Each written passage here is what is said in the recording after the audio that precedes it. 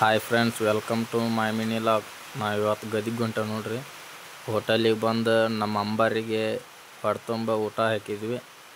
ಊಟ ಹಾಕ್ಕೊಂಡು ಹೊಂಟಿವಿ ನೋಡ್ರಿ. ನಾನು ನಮ್ಮ ಅವ್ವ ಸೇರಿ ನಮ್ಮ ಅಂಬಾರಿಗೆ ತೊಗೊಂಡು ಬರ್ರಿ ಹೋಗ್ಬರೋಣ.